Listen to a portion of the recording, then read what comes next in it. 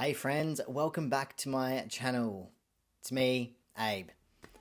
Today's video is very different from anything I've done before. Usually it's just me sitting in front of the camera, sharing my truth, speaking from the heart, but this time we're switching it up. This is the first episode in a series I'm creating with my partner Jess, where we're going to dive into the real, raw, and personal side of what it's like to transition and what it's like to love someone through the process. Today, Jess is actually going to be interviewing me. We're sitting down together and she's going to ask me a bunch of questions about my transition, what it felt like, what's changed, what's hurt, what's healed, and everything in between. We wanted to share this series not just to tell our story, but because these conversations don't often happen in public. And we know they matter. Whether you are a trans person, whether you're questioning, in a relationship with someone who is transitioning, or just someone who wants an understanding, this is for you. So thank you for being here. Thanks for holding space. And I hope you get something out of this. All right, let's get into it. Let's do it. Jess. Okay. So, when did you first know something about your gender felt different, even if you didn't have words for it yet? I have always known that there was something different. Ever since I was very little, probably kindergarten-ish, I just remember feeling like, oh, why aren't I like that boy? Like, why is my body different? Like, it just didn't make sense to me that I didn't look like that. So, were there any memories from childhood that make sense now in hindsight? Yeah, lots of my memories were of me just feeling like one of the boys, but not looking like one of the boys. Always wanting to hang with the boys, play football, just do all of the boy stuff, motorbike riding. I think there's a real difference between a tomboy and literally internally being a boy, but, not looking like that. You've spoken to me before about also like wanting to shop in the boy section and wearing boy shoes and always wanting to wear the boys' shoes, the boys' clothes. I had this obsession with boxer shorts. Wanting to wear boxer shorts like the boys.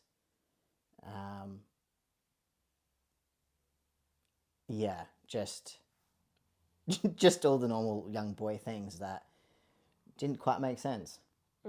And your mum honoured that and there was no questions about that ever? Correct. So I was very much allowed to express who I was. I was encouraged to always just be who I was and express who I was, and it was never like, you're not allowed to wear that because you're a girl. Yes, I was definitely made to wear dresses to certain events and things like that. I mean, I think we all are, but for the most part, it was just like, yeah, be who you are, and she would buy me the shoes that I wanted, and clothing doesn't have gender, so I was very lucky in that respect. Okay, so what was it like growing up with that internal conflict, especially before you had the language for it? Well, there wasn't really this major internal conflict because, as I said, I was encouraged to be authentic and express myself in certain ways. So I was allowed to wear the clothes that I wanted. It wasn't frowned upon to play with the boys and do boys things. Like, it was just like, I kicked the footy.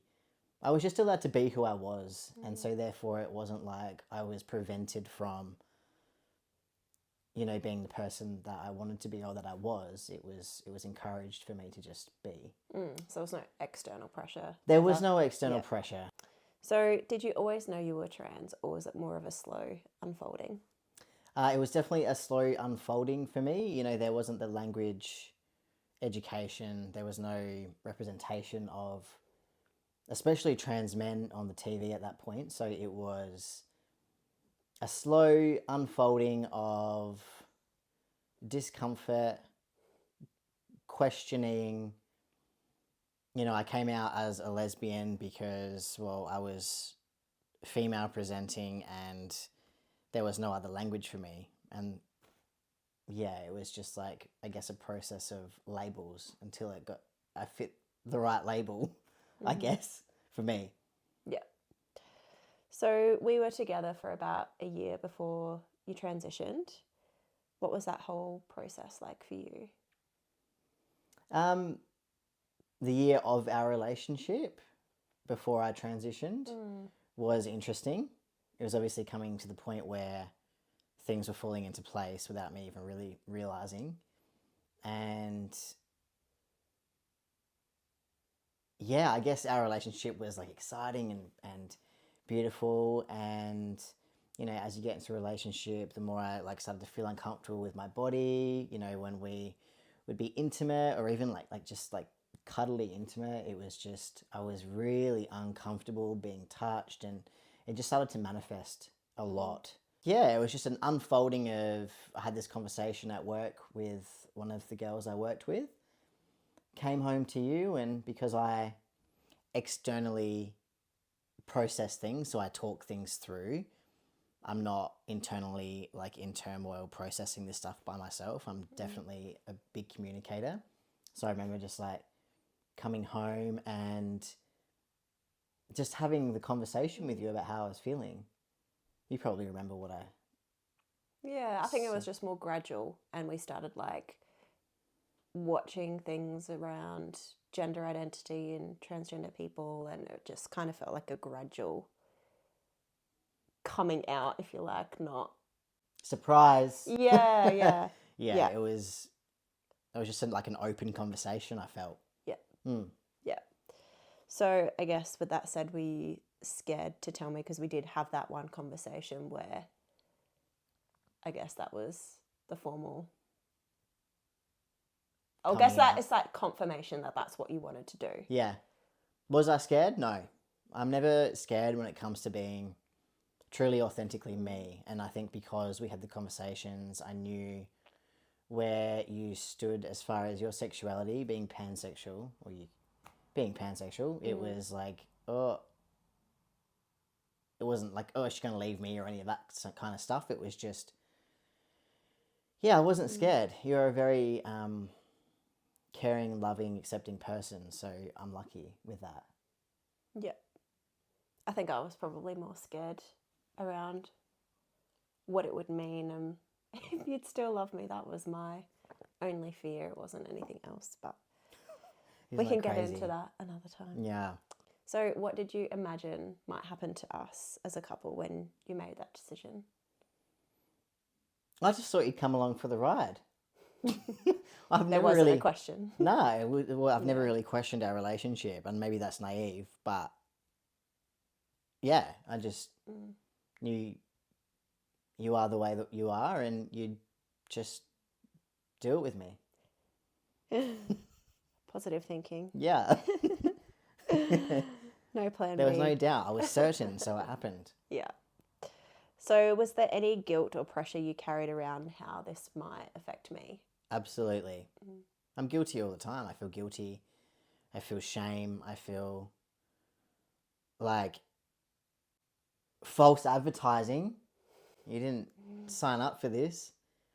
So with that, it's yeah, there's definitely guilt of your life would have been a lot more simple and easy if, we hadn't gone through this together. Yeah. Well, I mean, the same could be said for you, right? Your life could be a lot more simple if you weren't transgender, which proves it's not a choice. You just are who you are. Yeah. And that's it. Life would be a lot more simple Yeah. if I was not trans. Absolutely. What an Right. what an easy life it was, or not, but yeah. Yeah. Less complicated. Yeah, a lot less complicated. Okay. So, what were the hardest emotional moments during your transition? The entire fucking thing. Yeah, it's just been an emotional roller coaster. As in, just a lot of low moments. A lot of low moments. You know, I'm reinventing my entire self. So it's like, it's actually finding what it means to be a man in the world. And, you know, as we all know, it's not really that exciting to be a man in the world. You know? So yeah, there was a lot of low times. There was a lot of, I guess we would call it like depression. And then I stepped into a job role that had a lot of toxic masculinity. So it was just like, yeah, was a lot of emotional moments navigating the world. And I did it by myself. I didn't have like trans community around me. It was just do the thing and probably suppress a lot of stuff too. I think seemed like it was hard for you for different reasons at certain points in time. So, like, obviously, initially, it's like, okay, well, figuring out this whole process, and then there's hormones that you got to deal with, and then there's always a new kind of challenge or thing to deal with. Yep. Yeah. It's life, isn't it? Yeah.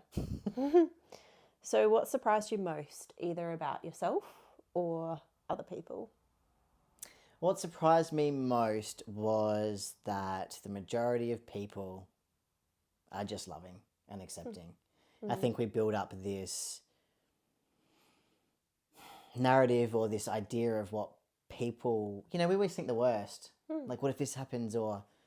And a lot of the time when you're kind of in that victim mentality because you're going through something pretty tough, it's like you're expecting just all this rejection and hate and whatever else. But all the people around me were extremely loving and caring and accepting and encouraging. And yeah, it was just surprising. And I mean, I know all my people are good, but it was surprising that not everyone's going to hate you. In fact, it's been quite the opposite. And I guess that is unique to your experience, and not everyone is lucky enough to have that experience. But yeah, that is my experience. That is your experience. And actually, a lot of people do not have that experience at all. Yeah. It's very, very, very hard and lonely and isolating for every trans person, really. But, you know, I didn't face the negativity. Yeah. So, was there anything you had to let go of during this journey? Yeah. I had to let go of my hair, number one. Number two was my expectation of what I was going to look like or what the journey was going to be, or it was letting go of expectation. Letting go of expectation, which is life. We really need to not have expectation because we're not in control of anything. And it's hard not to And compare letting yourself. letting go of comparison. Yeah. Letting go of, you know, looking at other trans guys that have like built up their body and that are ripped, and, you know, letting go of where I was and where, you know, they are and where they've been. Yeah. I know that was hard for you. And I'm sure it's hard for, we all deal with it in different ways. Yeah. That's social media right there. Yeah. So, how did you rebuild your relationship with your body? Well, for me, it's happening still. I'm still rebuilding my relationship to my body. It's like, you know, looking after myself and building the body that I want, because life happens and we get a bit lazy. But I guess I did things like surgeries. You know, I matched my outer experience to my inner experience and had top surgery and things like that. That's made me feel a lot more confident, at ease, and happy with myself. So it's improved from obviously when you started to now, and it's still a work in progress. It's still exactly. Yeah. So how did friends and family respond? Really kindly, really lovingly. I honestly have been extremely lucky with how people have responded to my transition. It hasn't been like this massive deal. I have quite religious, loving grandparents, and I thought that was going to be my biggest challenge, but it hasn't been. Yes, there's been a lot of pronouns that have been incorrect, and that still happens, but it doesn't affect me. It's not like a personal attack or, not being validated by my grandparents. It's just because they're a little bit older. Their memories, work a little bit differently. I want everyone to be on board straight away, but I realise that people need to grieve, people need to process, people need to, they just need to work it out themselves. So that's my own thing. But I haven't, I think there's because you're going through it as a trans person, there also needs to be some consideration around the people around you having to get used to something different when they've known you as a certain way for so long, and it takes conscious effort and practice to then refer to someone with different pronouns and name, and that's doable. You just have to be mindful and considerate, but it is still something people have to get used to, and I think that's probably where a lot of misunderstanding or miscommunication may happen when people go through a transition. Yeah. Is it is a journey for everyone involved. It is. It's not just about the person going through the transition. It's absolutely everyone's involved. It really is. It's selfish to think that it's all about you and you're going through it. And a lot of people need to grieve. That version of you that's essentially gone. There's a lot to process. A lot of dynamic shifts. That whole thing. So I mean, I was very lucky. I've been very, very lucky, and I can only speak to my experience, but very lucky. And I know, also for your experience, you did then withdraw and isolate a lot, which is probably quite natural when you're going through something. So then every time you probably are interacting with other people, whether that's family or friends, they're seeing so many changes from the last time that they saw you. So that's probably also a little bit confronting, I'd imagine. Because I saw you every day, so I didn't have that experience as such, but I can imagine when you're going months without seeing people, it's like, oh. Yeah. And I think it's different. People get so in their head about not wanting to mess up. They don't want to say the wrong pronouns. They don't want to say your old name, which then makes them do it because they're so worried and stressed about it. So stressed. And, when you're vulnerable at certain points and people are doing that, you take it so personal. Yeah. Whereas now, reflecting back, it makes complete sense. I've got all the patience in the world for it. But in that time where it's you're going through this complete, identity change, it's like, oh, they fucking hate me. They're not on board, just impatient. Maybe that's just me. No, that's understandable. So were there moments you felt deeply misunderstood, even by people who love you? I think the world misunderstands us. So yeah, I always feel misunderstood. The people I love, no, I feel understood. I've just got other quirks that probably people don't understand. But the world completely misunderstands us. I think the world thinks that they need to understand a thing, but they don't. They just need to respect and worry about themselves. What do you think it is that people misunderstand? As in about being trans? Yeah. What, if you were to take a guess, or just from your I think often people think that it's some choice. I think there's a big misunderstanding there. I think there's a lot of issues at the moment with trans women being misunderstood, they're being seen as a man dressing up as a woman. There's just, I don't even know if it's misunderstanding. It's a lack of compassion. It's a lack of respect, and it's fear. People are scared and fearful of things that they don't understand, instead of realizing, oh, I don't have to understand someone else's lived experience because it's not mine, just like they won't understand my lived experience. You know? Yeah. What do you see a misunderstanding? I can't speak for anyone because I just don't think that way. But I don't know if there's a little bit of confusion around the difference between gender identity and sexuality, and then also, particularly with trans women, if cis women somehow in their minds feel like men are encroaching on something that's like theirs. I don't know, even though it's not about that, it's about somebody's gender identity being different than what they were born as. Like, I don't know, there's just a real confusion about maybe what it means to identify as something different than what you were born as. I don't know. It's really confused. It's confusing because I don't. Yeah, we don't think that way. Yeah, so that's only a guess. Have you had to deal with transphobia, and how did you learn to handle that? No, I've dealt with people not knowing how to take me in a work context, like when I've been outed in work situations many times. I think, people don't know how to tiptoe around me as if I'm any different. Like, I'm just the same, just like talk to me.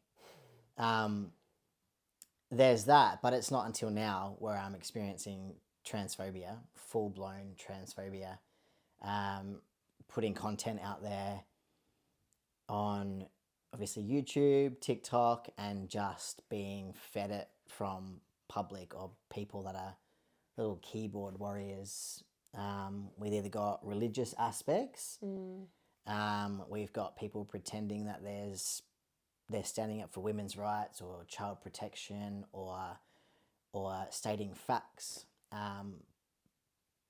but they're just using different words to cover up their transphobia.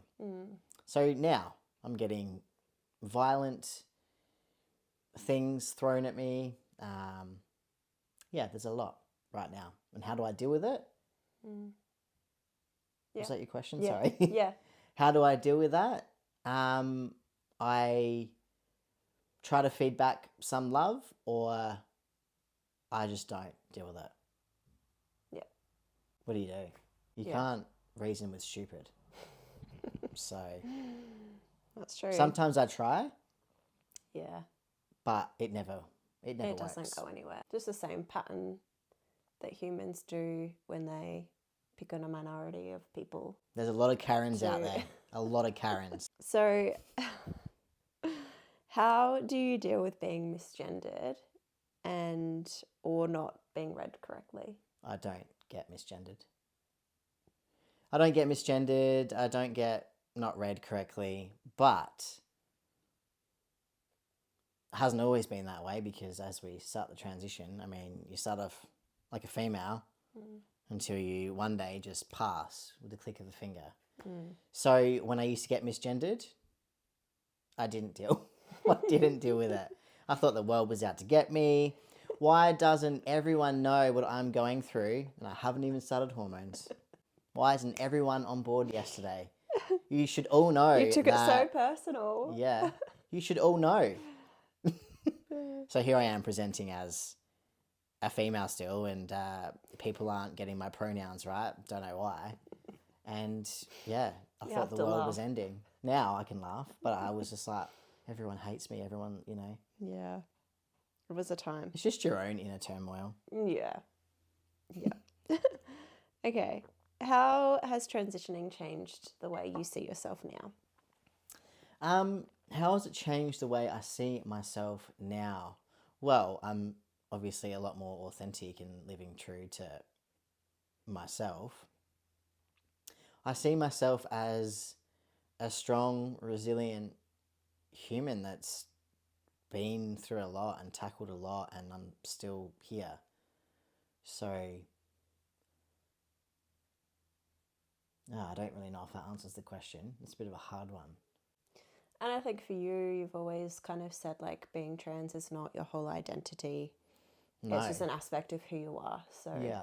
It's who you only are at the now, core is yeah, it's still only the now same. when I have the conversations Yeah. about being trans, which I've actually never really done. Mm. It's only until I've, you know, released this content and started to, all the hate in the world at the moment, I'm using my voice, but it is just a part of me, just like all the other parts I have. You know, it's not who I am.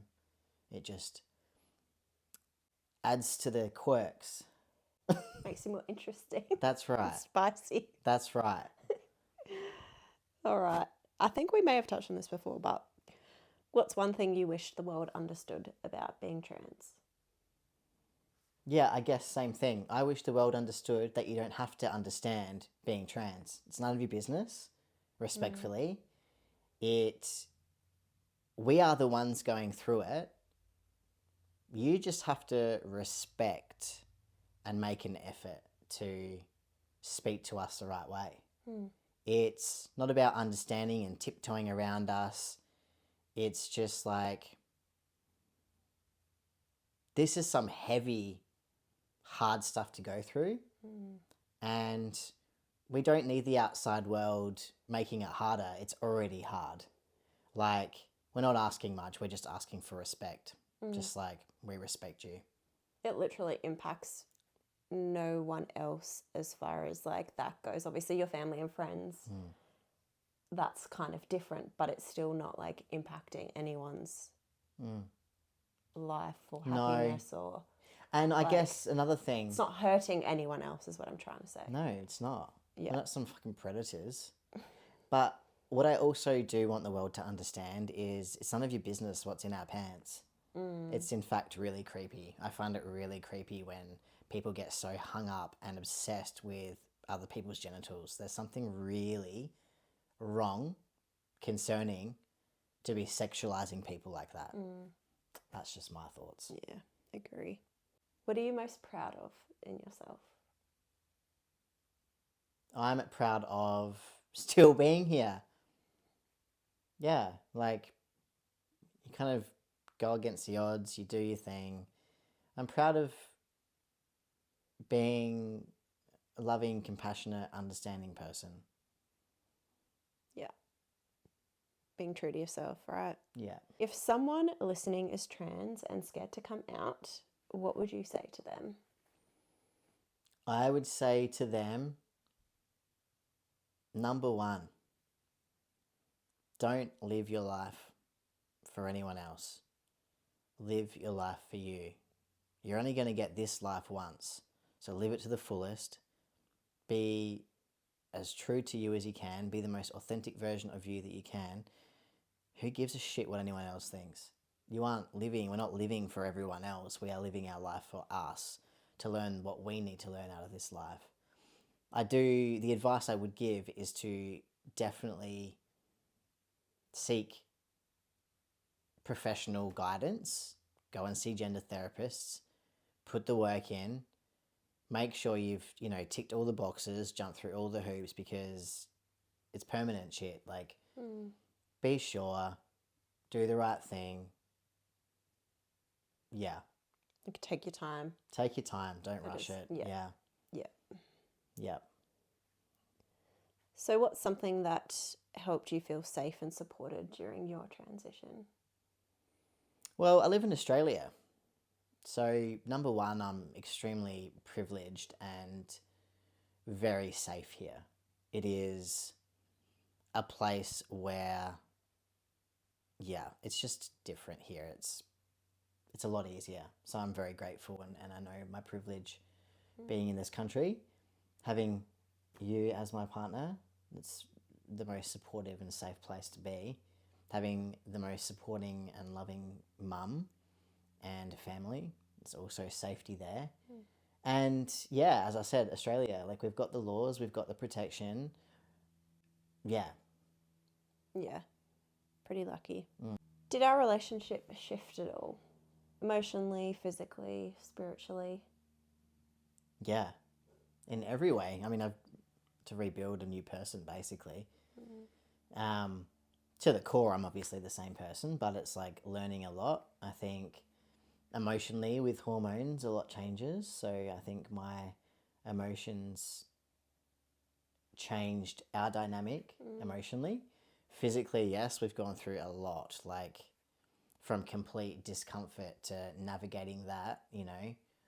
Intimacy has been a big issue because, I mean, you could speak to that yourself and how you having to navigate where you can touch without making me feel, you know, dysphoric and uncomfortable. So that's been a big thing.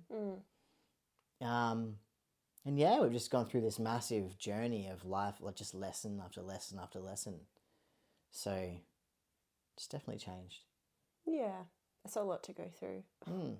Or witness somebody go through and not fully understand what that feels like yourself, because I'm not trans, so I don't know what that feels like to feel that way in my body. Yeah. But yeah, definitely physically, even just how, not even just like certain aspects of your parts of your body that were like, gave you dysphoria or triggered you. It was just like, again, engaging with you differently than what I would have before. Yeah. That was, yeah. And I mean, it's no different to any other partnership, right? Navigating life stuff. I mean, yes, it's different. Yeah. But we've all got our own shit, don't we? Yeah. If we didn't change and we went through the relationship for, you know, the whole 8 years that we've been together the same, that would be weird. There would be no growth. Probably wouldn't be together if it weren't. No, how boring. And Changing and shifting, yeah. What's your favourite thing about how we moved through this together? My favourite thing about how we moved through this together, our communication is my favourite thing. Your patience. Actually, your patience is my number one favourite thing, because we wouldn't be together if it wasn't for your patience. It's the only thing that moved us through it. How did it feel to be seen and loved through it all? It felt difficult because, you know, I harbour a lot of guilt, as I said before, about your life would be a lot different if you weren't navigating this with me.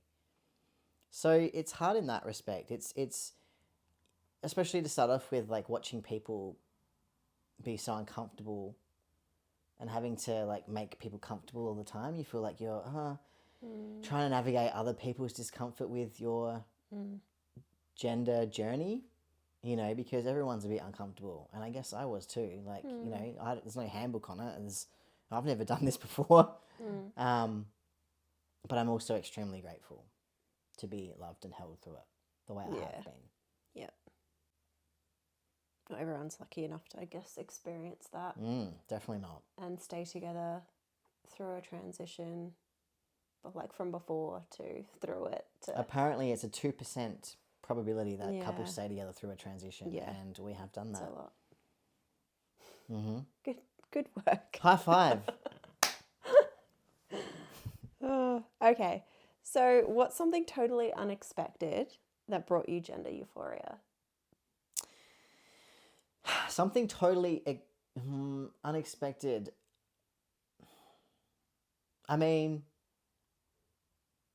I just shaved my head off because I was losing my head off. Shaved my hair off. I did not shave my head off. I shaved my hair off, and weirdly that gave me some kind of freedom euphoria. Very bizarre, even though I've been obsessed and loved my hair my entire life. It somehow made me feel more masculine doing that. Oh, I didn't actually know that. Yeah. Interesting. Something freeing about that. Like liberating. Yeah, just letting go of something. And what's it like going into a men's bathroom after obviously years of not having to do that? Usually there's only one cubicle and like a trough. And say you go to a pub and there's drinking and it gets rowdy and all the guys go in there, and, you know, I always look like I need to shit because I need to use a cubicle. So, yeah, it's just, it feels like, you feel really nerve-wracking, like, it's really nerve-wracking. It's the things I used to take for granted, just going into the toilets, just to use the bathroom, just a normal human thing, is scary. We just want to blend in, want to go in there, do our thing, but it's like, it's quite intimidating. Yeah. Do you ever feel like fear of I'd- like being found out or like anything like that? Yeah, like stupid things like you're worried about how your pee sounds when you're sitting down. Are they going to know? Yeah. They're not going to know. They don't care. They're not, no dude's listening like, oh, Yeah. you know, it's just your own internal thing. But no, I don't have fear as such. Yeah. Okay. Well, Yeah. that's good. So what other everyday things do you encounter that cisgendered people take for granted? Medical stuff. You know, not every doctor, in fact, most doctors have no education around trans health. So finding doctors or any medical, like if you have to go to a specialist or you're constantly having to out yourself and it feels uncomfortable because just because they're medical professionals, it doesn't mean they're on board or they're educated or, you know, any of that stuff. So just going to the doctor or like just doing stuff like that, you know, I used to take for granted. Now it's, I mean, I've got a great doctor, but it's stuff like that. Or, you know, filling out forms where, like police checks or certain histories where they ask for your previous name and then you've had to out yourself, and it's like stuff like that just feels invasive and like your privacy gets taken away from you.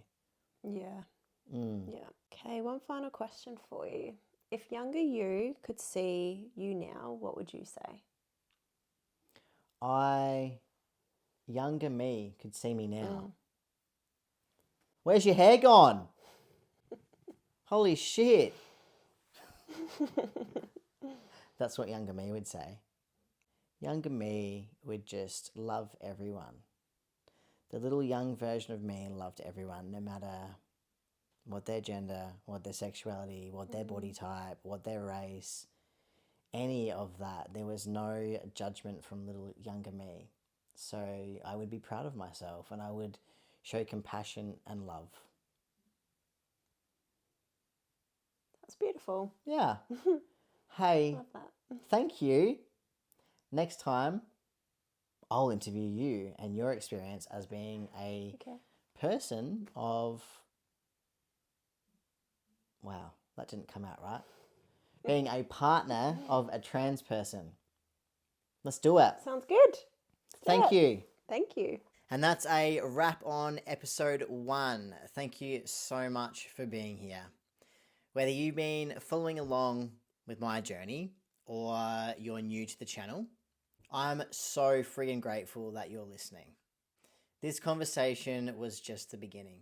There is so many more things to explore, not just about transitioning, but about love, identity, healing, and what it means to go through the world fully being yourself. If this resonated with you, feel free to leave a comment, share your own experience, or I'd love for you to even ask questions that you'd love us to answer for future episodes. And if you want to come along for more of these conversations, please hit subscribe. Give it a little like and keep an eye out for episode 2, where I will be interviewing Jess about what it is really like to love someone through a transition. See you soon.